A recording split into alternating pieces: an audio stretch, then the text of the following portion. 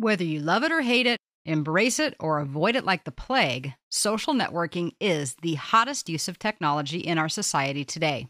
Whether it stays at this fevered pitch or for how long does remain to be seen. Far be it for Microsoft to be left out.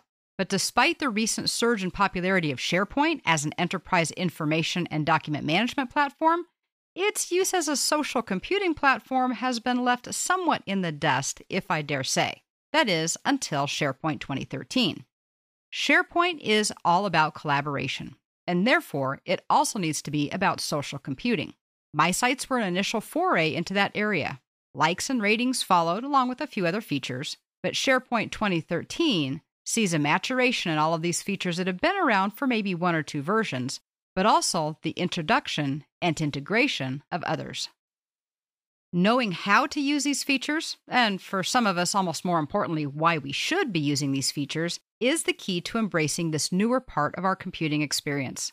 Being able to leverage the information it provides to elevate our content and our relationships is the ultimate goal, even though it may not seem obvious at first how that's going to happen. It's far more than just having friends or keeping track of where your colleagues happen to be today. Now, I don't think of myself as being old by any means, but I am not part of the millennial generation. They're the ones who have grown up on social media. In case you haven't heard the term before, millennials are the new generation. Those that are currently about 18 to 34 years old or so. Technically, I think they're defined as being born somewhere between about 1980 and 2000, but that's not critical. One of the reasons SharePoint and you need to utilize social networking tools is because that's how millennials are used to and expect to work, and they are now entering the workforce in droves. It's also how they expect to communicate.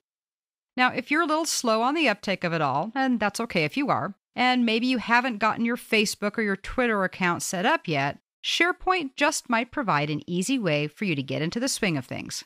Here's why. When the social networking tools first started to appear in SharePoint in 2007, and more so in 2010, I was one of those who said, hang on, why do we need this here? Maybe we don't want our business environment to be like all those social sites that we can't seem to get away from. I have to admit, I've changed my tune. Social networking tools aren't about wasting time or adding badges just for the sake of adding little glitzy things to your screen. There are some better and more important rules about them. First of all, as I've already mentioned a couple of times, this is how millennials work, and we have to accommodate how people work. Now, I know millennials aren't the only part of the workforce, but we've already had to engage the older part of the workforce, bring them into using electronic communications and electronics and technology. So engaging millennials is simply part of keeping everybody in track. Secondly, we also know that all of these things are really free tools. At least we've already invested in them. Like in SharePoint 2013, it's already part of the software. So we don't want to waste things that we have, and we certainly want to take advantage of them and use them to increase our return on investment. Thirdly, they're also commonly understood. In other words, not only millennials, but most adults these days know how to use it, at least at a basic level. Another reason it's important is because it is readily available across platforms. It's in everything, we see it everywhere, and once somebody knows how to use these things, like ratings or following things, it's very easy to transfer those skills to other platforms.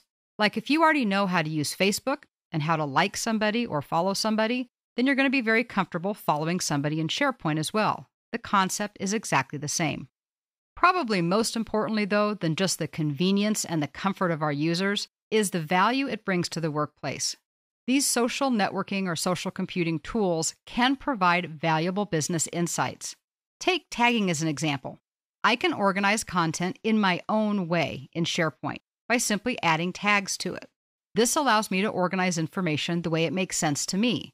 If I don't happen to be a SharePoint administrator, this can be something that can really help me organize things in my way that otherwise I won't be able to do.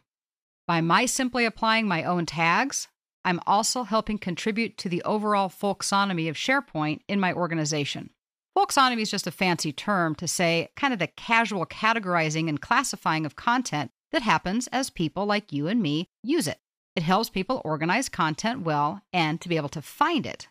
These tags actually become built into part of the searches of SharePoint. By tagging content in SharePoint, I help myself classify and find content. I inform others of work that I have done or the content that I have found valuable, and I help my organization construct a real, usable way of categorizing, storing, and indexing content that will be useful for me and my colleagues as well. How is it effective for my colleagues? Well, let's say that my admin follows what I do.